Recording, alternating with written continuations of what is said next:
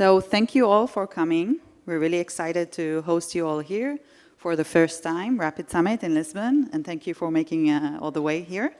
We would like to start with the opening session with our CEO, Arik Shtilman.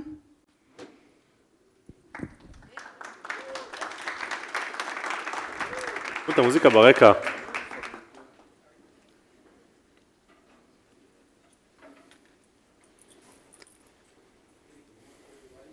I hope that everybody can hear me fine, and thank you very much for joining us here in this Rapyd Summit event in Lisbon. It's a great opportunity for us to have a very intimate engagement here with some of our key clients, partners, and growth startups that are part of our ecosystem. And I want to use this opportunity to thank everybody again for making the effort and traveling over here and spending a couple of days with us. The key part in this session for me is to try to explain to everybody in this room what Rapyd wants to achieve in the upcoming years, why we're doing some of the things that we're doing that sometimes people see, some of the press releases, the product launches, and sometimes they don't understand the logic behind what we're trying to do. And sometimes also people ask why we do specific acquisitions, which we're going to also cover as part of this session. And the key element for me is to try and give you some kind of an insight about why we do things, how we think, and what is the big picture of what Rapyd is trying to achieve.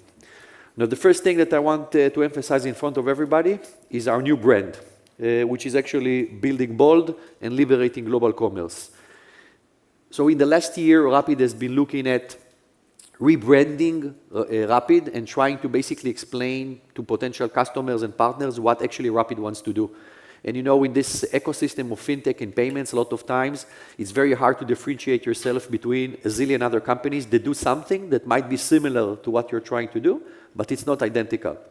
And because Rapyd is actually working with quite a lot of different types of clients, so if you look around the room, you will see here growth startups, enterprise clients, PayFacs, ISOs, embedded fintech partners, and a lot of other types of companies, you will see that we have a very diversified business.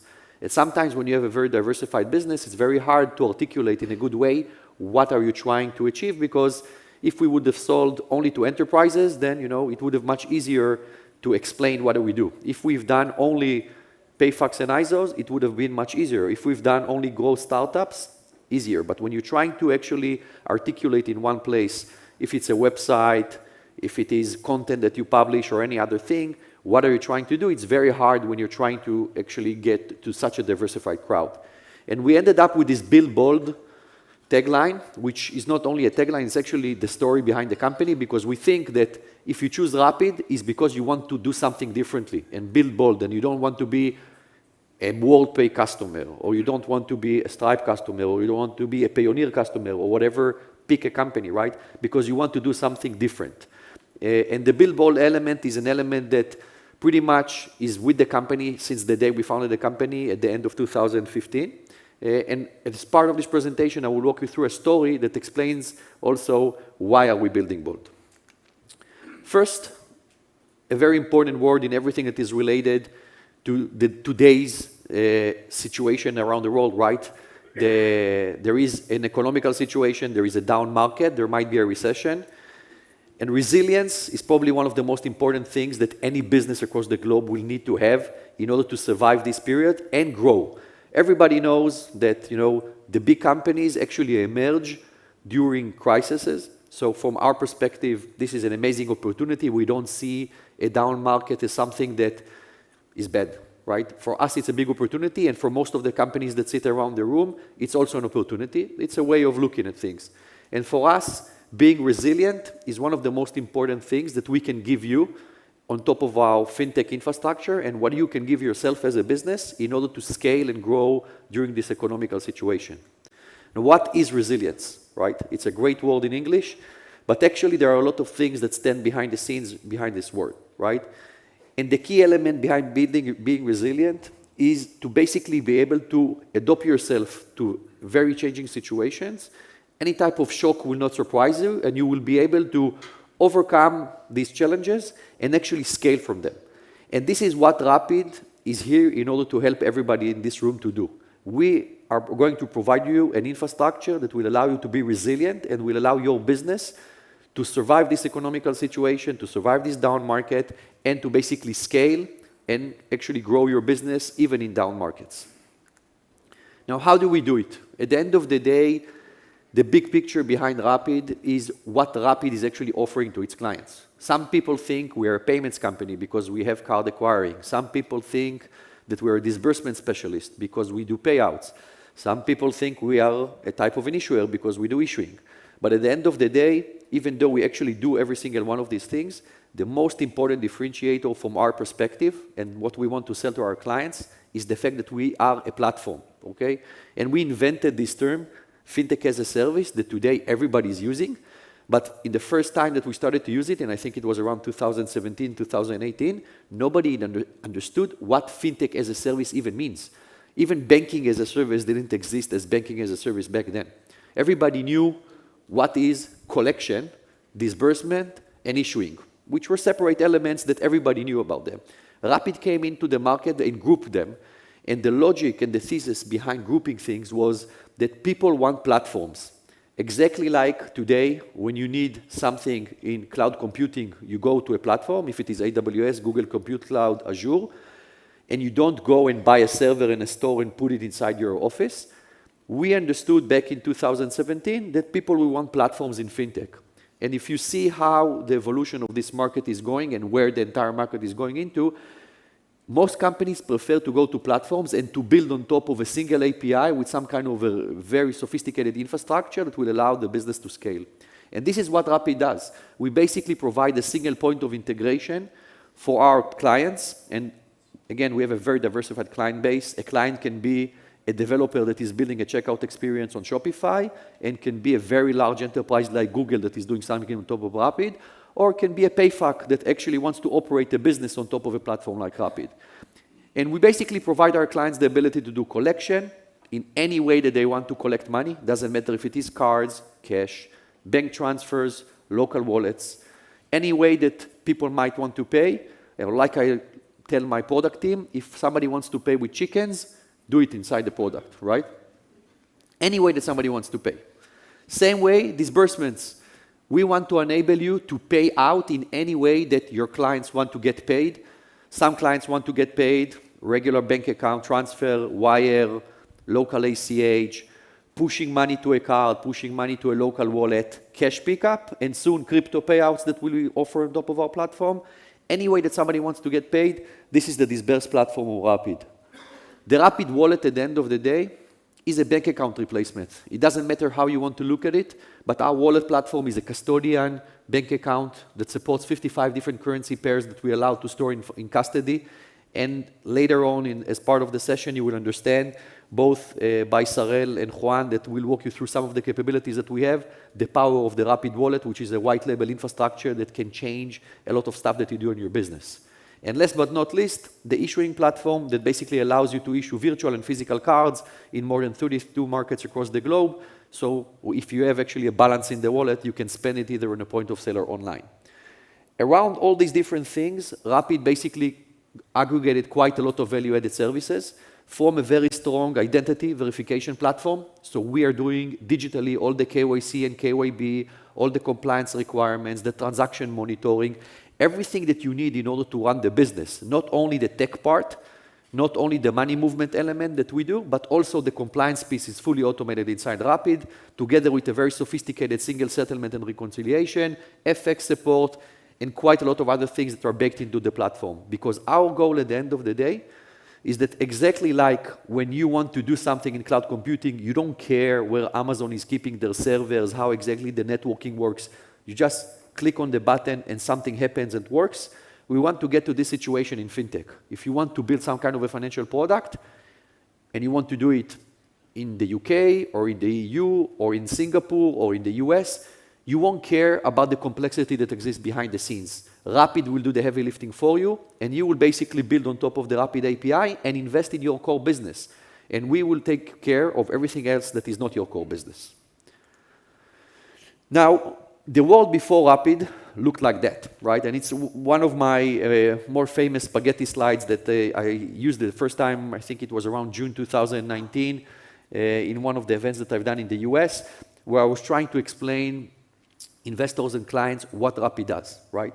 And if you look at a potential merchant that wants to do business globally, and if this merchant is not only an e-commerce website that wants to sell online, it's actually something a little bit more sophisticated. It's a marketplace. It's somebody that wants to build some kind of a consumer-facing product that includes collection disbursements or collection or issuing or whatever you want to do. You stumble into endless amount of complexity in the world of finance. People that are not part of our world think that payments is easy. 16-digit number, CVV code, expiration date, done, money moves.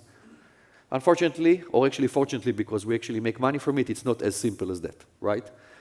Super complicated to do fintech, finance, payments globally. Every single country has its own infrastructure. Every single country has its own banking system. Every single country has its own compliance rules, even in the European Union, that is not really a union from this perspective. So if you are a client or a merchant, whatever you want to call this, and you want to do business in multiple countries, you end up integrating to multiple payment gateways, FX providers, banks. You need to implement compliance rules and regulation that are dedicated to specific countries, because an e-commerce transaction in the European Union versus Singapore is not the same. Different limitations, different rules. And it creates massive investment around an infrastructure that basically is not scalable. And what Rapyd came in to do is to clear the spaghetti and create a very clear situation that if you want to scale your business globally, you don't care how business is done in the European Union versus Singapore versus Mexico versus Indonesia.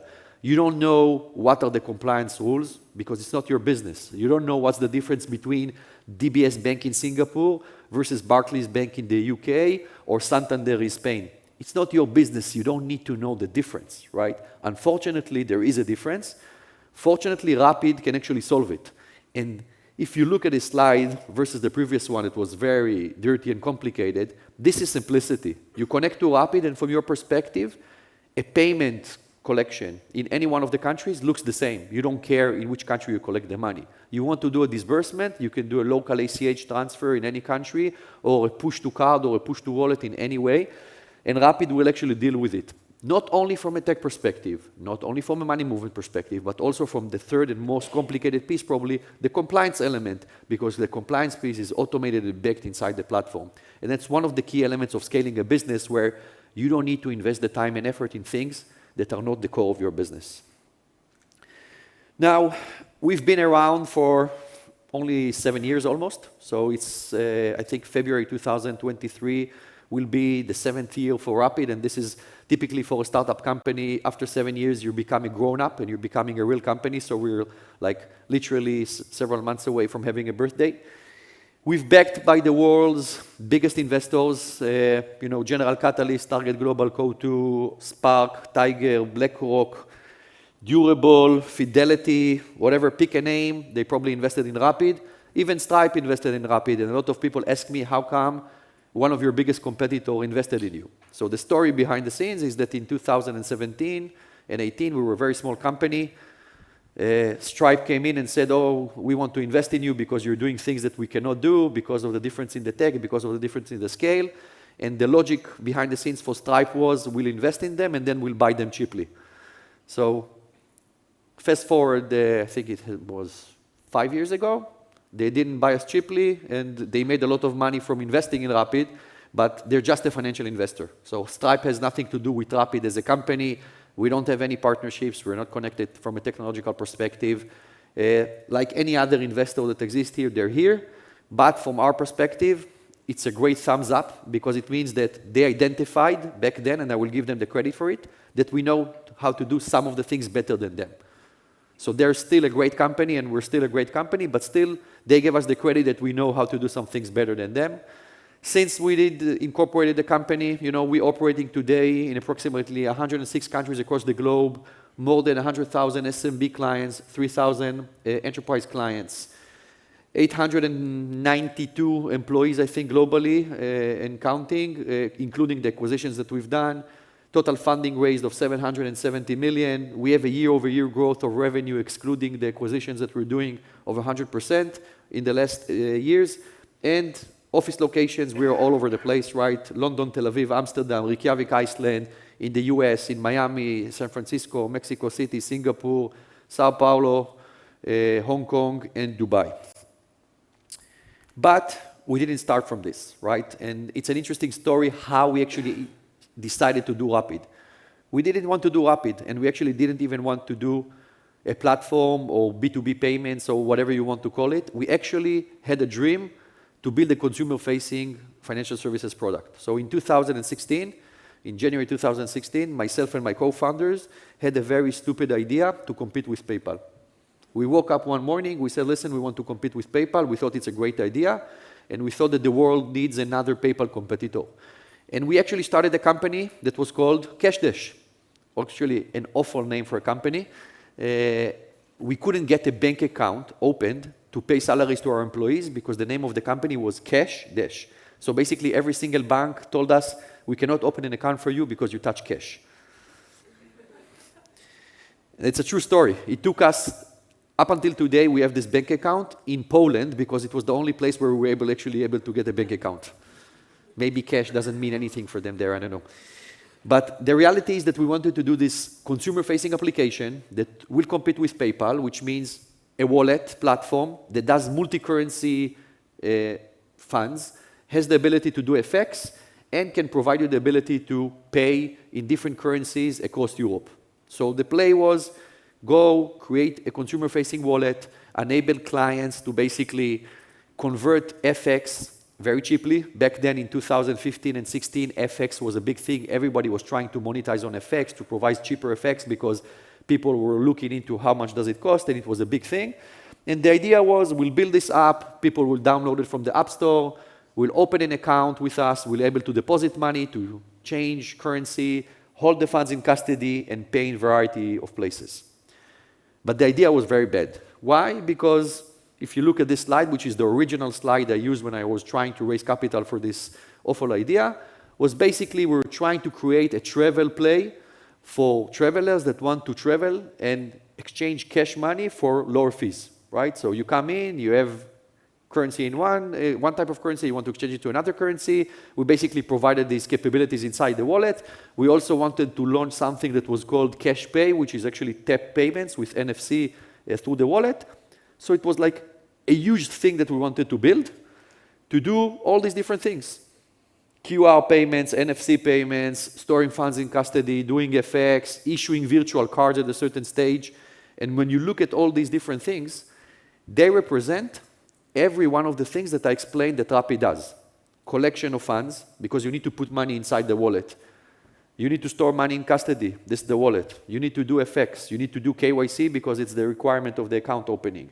You need to issue cards. You need to do disbursements. You want to do payments. Basically, when we were trying to build this thing and we stumbled into every single shit show that exists on planet Earth when you're building a financial services product, we understood after a year, this thing is not scalable. We cannot actually go country by country, region by region, and try to build this wallet platform because we need different banks. We need different regulations. We need different licenses. In every country, we'll have to get regulated.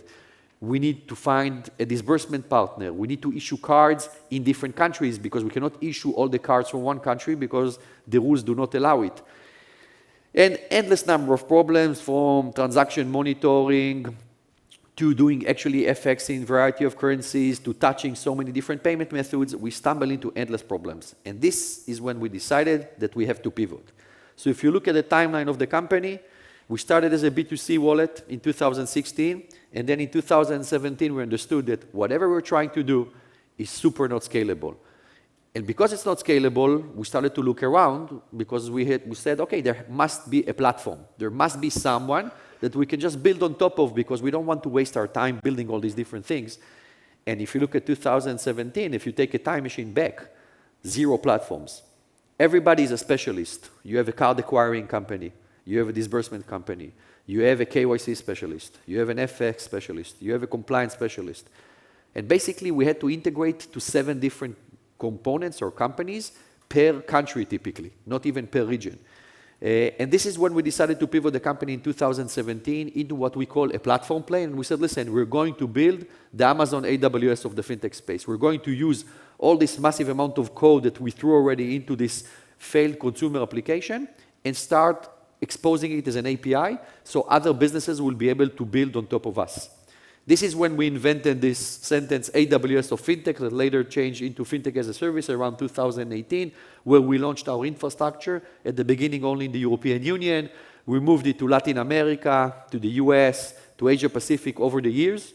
We actually started this category of Fintech as a Service in 2019 that became very popular and now actually appears in all the reports that you see by Gartner, CBI Insights, and others. Then at a certain stage in 2020, we did our first acquisition where we acquired a company in Iceland called Korta, went into the card acquiring space, and then later on we continued to scale and did 2 acquisitions in 2021 and 22, one in Hong Kong of a company called Neat that we'll talk about later on, and a big acquisition that we've done in Iceland of a company called Valitor that closed in July 2022. Now, what the pandemic told us, right? Everybody learned something during the pandemic, and Rapyd also learned a lot during the pandemic. First of all, the pandemic, of course, accelerated our business. If you look at the timeline of the company and when the company scaled, the company started to scale significantly around March 2020. That's when most payment companies started to scale and move up because business moved from offline to online. This online business changed dramatically, and everything started to move much faster.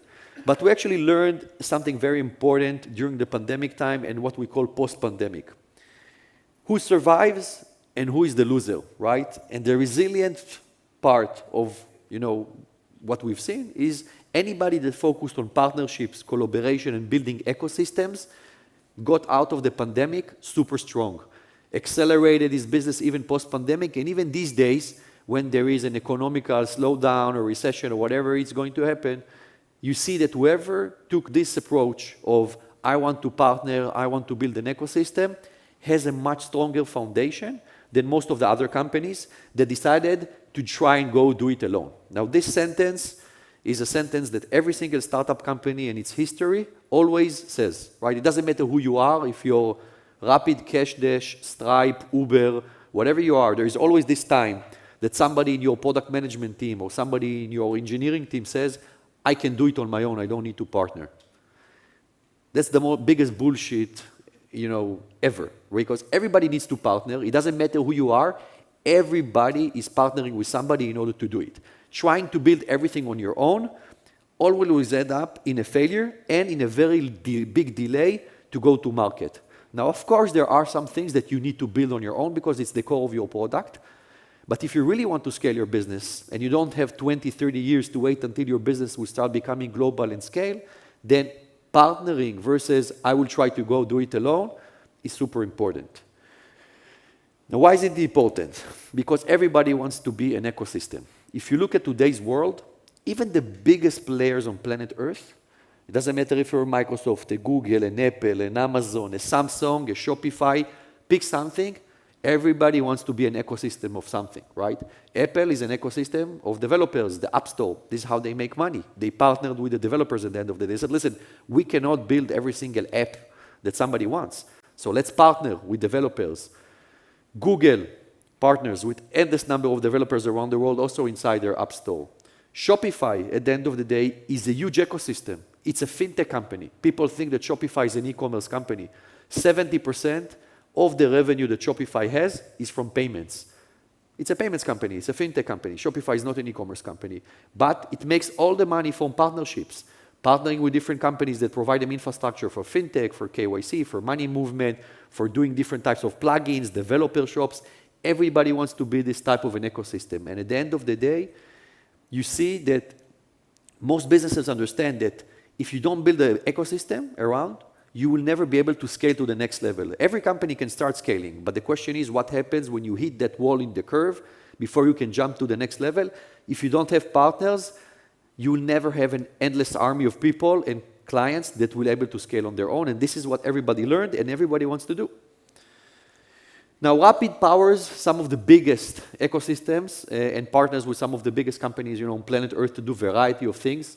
And you can look around of different use cases that are completely different that Rapyd operates around the globe, from the simplest use case that everybody is familiar with of the Google Play Store, right? If somebody goes out to the Google Play Store in Thailand, in Indonesia, in Malaysia, in the Philippines, and several other countries, behind the scenes, the operation of the actual payments for Google in the Play Store is Rapyd. And it's not a credit card play. It's not a play that people put their card inside Google and they pay and then Rapyd just makes an interchange.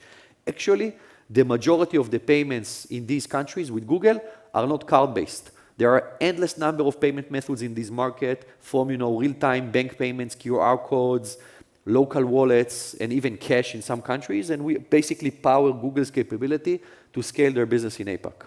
And this is under what we call Rapyd Collect, collecting payments. If you look at Uber, a much more sophisticated use case. Actually, Uber is one of the first clients we ever had, right? We started with Uber just by providing them payment collection, and you won't believe what was the use case. The use case was a use case that was a dream of every single compliance person on planet Earth, collecting cash in Bolivia. That was the first thing that we actually sold Uber. Since then, we scaled our business with Uber globally from these cash points in Bolivia to doing payment collection all over Latin America, disbursements in Asia Pacific, issuing of cards in a variety of countries. So basically, Uber uses every single capability that Rapyd has globally, and over time, they basically proved us that the thesis of a platform works, that if a big company like Uber that has endless number of engineers and endless number of money actually partners with a company like Rapyd since 2018, when we were 50 people, then the thesis of I will do it on my own doesn't work, and ecosystem partnership is very important.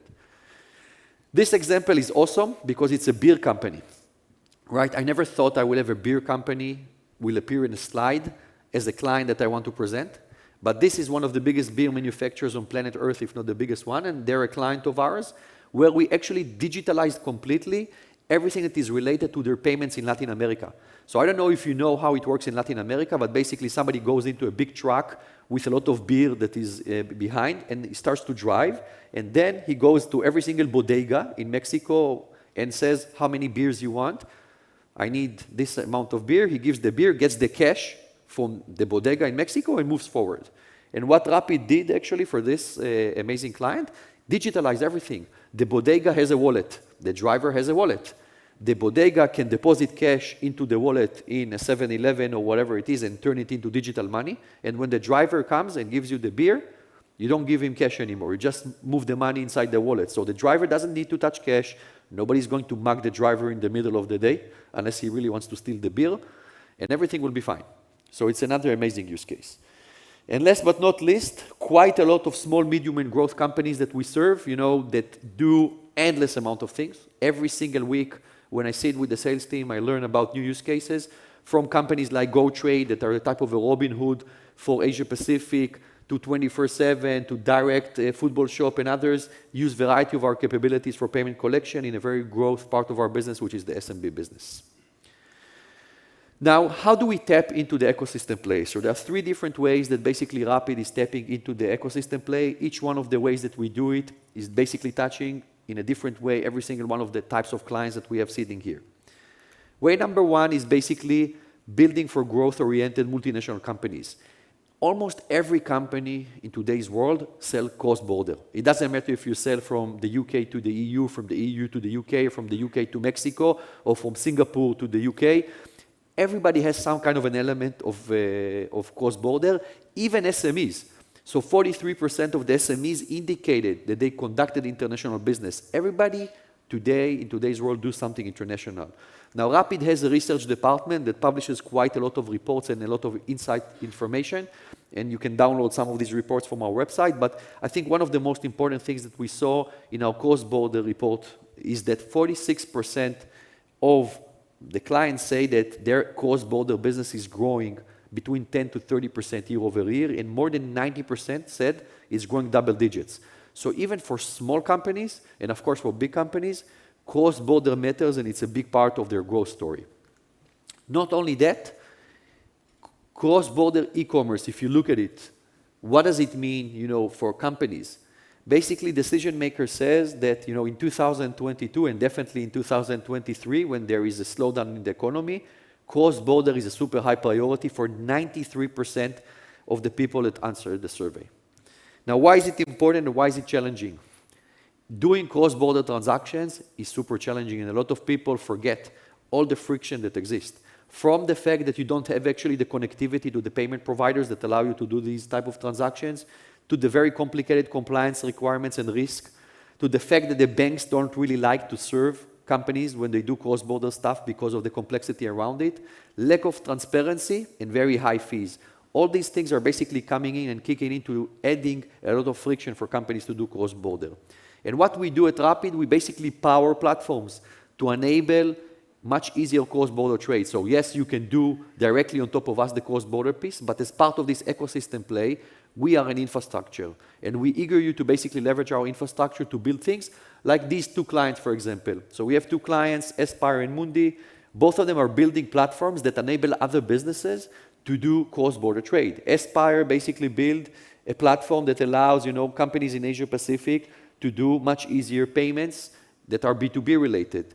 Mundi is a trade factoring for SMEs, right? Both of them are leveraging all of Rapyd capabilities from collection, wallet, disbursement, and issuing in order to offer to their own clients the capabilities and the simplicity of doing cross-border trade. The second thing that we do as part of this ecosystem play is basically embedded fintech. Now, everybody's talking about embedded fintech. It became this huge buzzword. At the end of the day, if you want to really simplify embedded fintech and explain to everybody what it means, he says, it means I have a product, I have clients, and basically I will partner with another company that knows how to do fintech to offer to my clients some kind of a financial services related application. This is embedded fintech. Now, the biggest play in embedded fintech is around B2B e-commerce. People think that B2C e-commerce is a huge play because people buy on Amazon, but actually, the biggest market on planet Earth is B2B e-commerce. Invoices that are sent, people that still pay through their banking, go to the bank to pay and do a wire transfer to China to buy some kind of a supply. B2B e-commerce in general is 4x bigger than B2C. This is much bigger, right? Just look at it, 4x. And basically, global B2B e-commerce is supposed to scale up to 21 trillion in 2027, and we're here in order to power it. With these two examples of two clients of Rapyd that basically enable other businesses to do these type of things. SnapAP and SpendMore. SpendMore is a account payable platform from Southeast Asia that does bill payments, corporate virtual cards, and accounting and reconciliation. They started with us with a volume of 0 as a startup. And I know that it was a couple of months ago, they did in one day $100 million in volume in one day. This is how these things can scale on top of our platform. And SnapAP is another great example of a B2B payable orchestration platform that basically simplifies the payments for other businesses when they need to do their invoice-based payments. Third thing is agility through partnerships and co-innovation, right? We're big believers in partnering with other companies.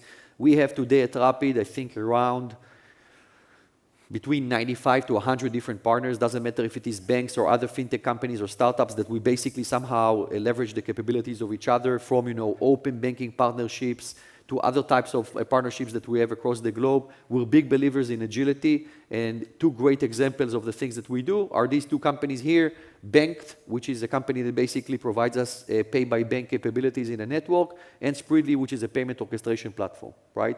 And we are proud to be a partner of so many different companies, and I think that we benefited from the fact that these companies had great stuff that we can leverage, and also they benefited from the fact that Rapyd also has a big client base and you can enable a lot of stuff on their side.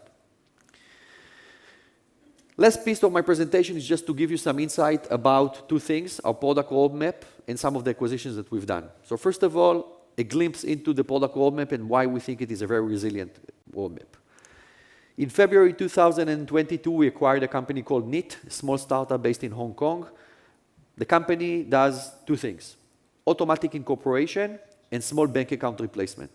And the reason why we acquired the company is because we saw that there is a big need to basically provide sole proprietary owners or SMBs an ability to go global and open local entities in other places and open bank accounts, because there is always this friction when somebody wants to do business in another region.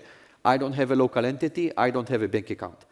Going and sending out this small business or whatever it is to go open a bank account in a local entity in Hong Kong, or go do it in the UK, or go do it in Ireland, or go do it in Delaware, you're basically telling him, I don't want you as a client. Whenever you finish, come back to me, which will never happen.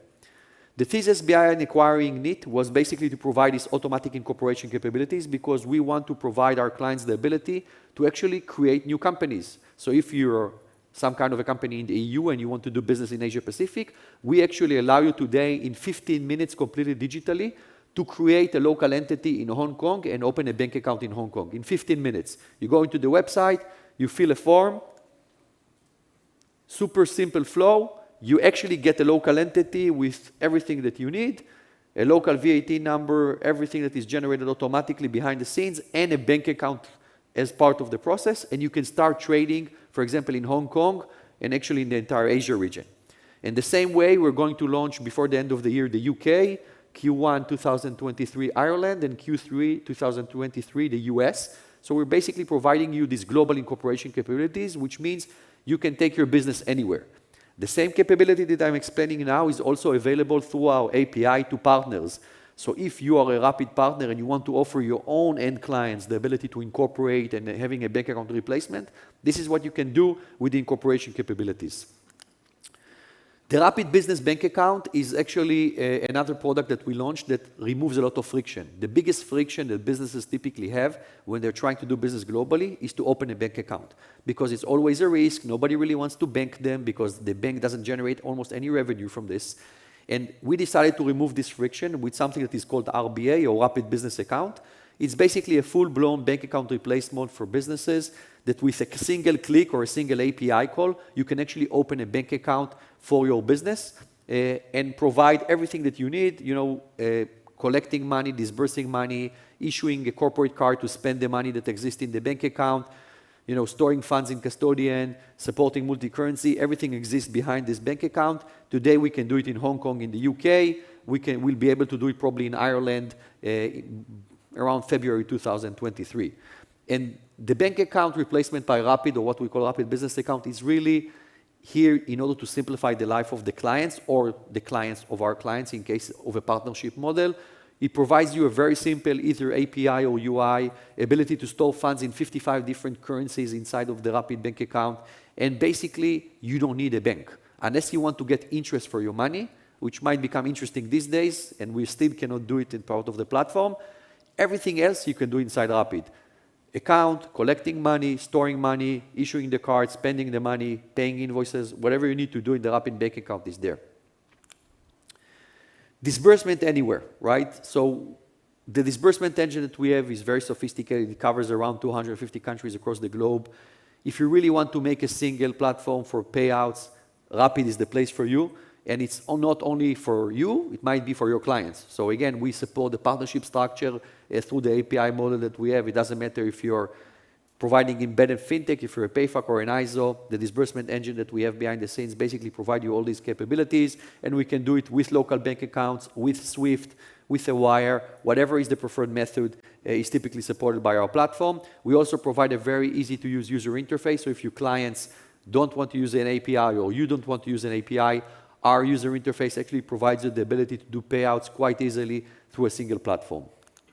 We also offer corporate expense cards. So as part of this bank account replacement, we basically allow you to issue very simply virtual cards, physical cards, to do corporate expenses. Everything is built into the platform to track and spend in real time. We do it today in US dollar, euro, pound, and Hong Kong dollar, and hopefully we'll be able to add more capabilities. And again, the UI and the API of the platform provides very easy to use capabilities to either issue the cards or track expenses and manage every single thing that is related to them.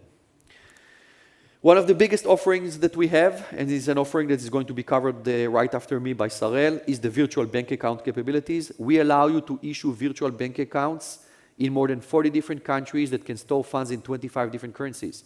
So let's say you want to collect money in Hong Kong, or you want to collect money in the UK, or in the EU, or in Mexico. With a single click or a single API call, we allow you to create a virtual bank account that is local in that country, and you can give your client this bank account for even a specific transaction to pay to this bank account, and then the system collects the money locally, gets it into your Rapyd balance, and reconciles automatically the payment. This is the fastest growing product that we had, from a volume perspective. It scaled in 3 months from 0 volume to $1 billion in 3 months, just because it really simplifies the life of clients. Like the biggest challenge that people always have is, how do I collect money in a bank transfer, right?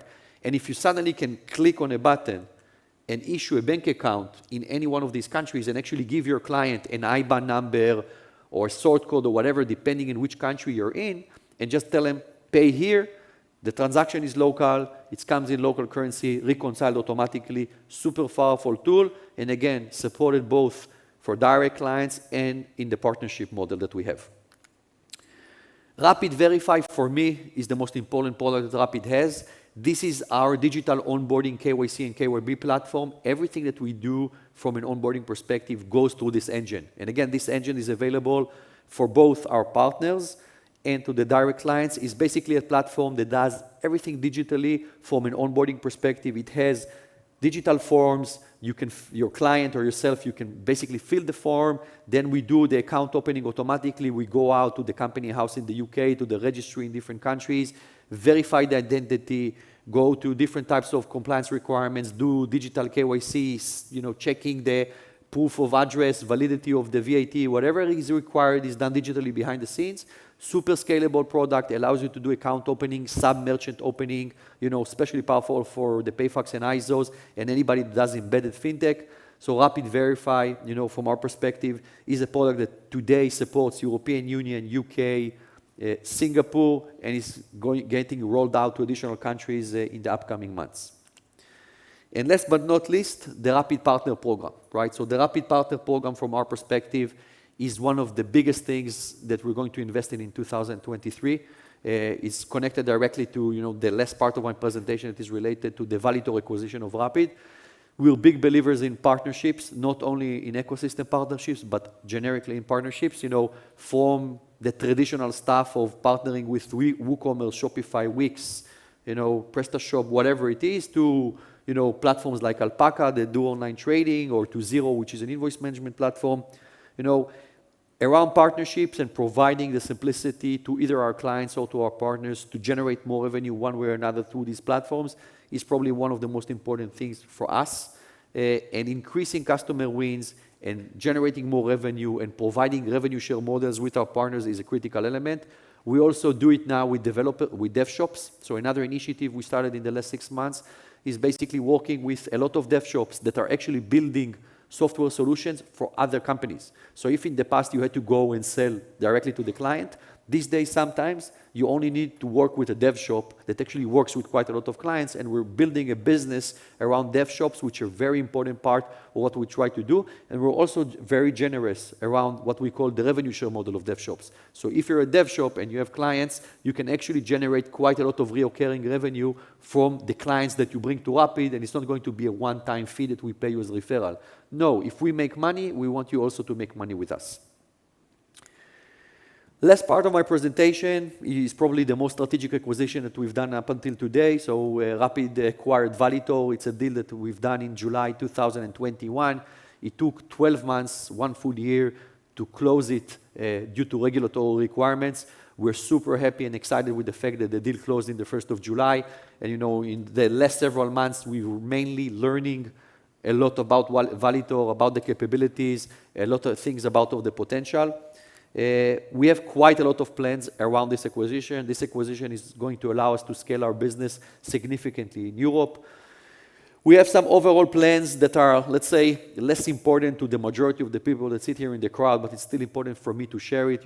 We plan to fully integrate one way or another the Valitor technology and capability into Rapyd by the end of Q2 2023. We, of course, want to optimize the platform, take it to AWS.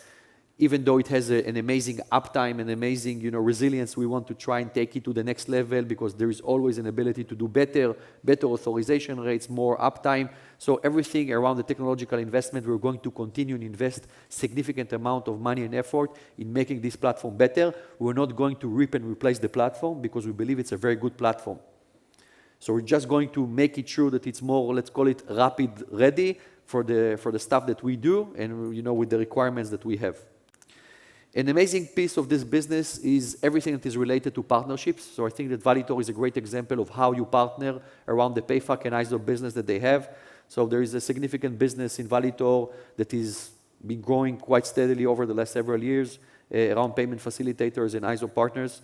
We're going to invest heavily around this part of the business, from the fact that you're going to build dedicated account management teams and dedicated sales teams that are going to support some of you that exist here in the room that I know that you're part of the partner program in Valitor. We're going to make sure that your business is fully supported and you can grow with us. We're also going to basically introduce some of the new Rapyd capabilities like Verify, RBA, payouts, and other things so you can actually start selling it to your own client base. So not only the traditional Valitor acquiring both online and POS, but also the capabilities that Rapyd just provided in this presentation that can actually help you to gain more clients or to accelerate your business much faster. We really believe that the acquiring platform of Valitor can take your business to the next level, right? It can support card present, point of sale. We're going to do quite a lot of investment around the support of point of sale terminals, increasing it, making it better, making sure it's more resilient. And at the end of the day, we really want to take a lot of capabilities that Rapyd has around the wallet element and introduce it as part of this PayFac and ISO acquiring platform model, which again, you can call it PayFac and ISO, you can call it embedded fintech, you can call it partnerships, whatever you want to call it. So the old school days, it was PayFacs and ISOs. These days, you can call it some kind of a partnership model with embedded payments.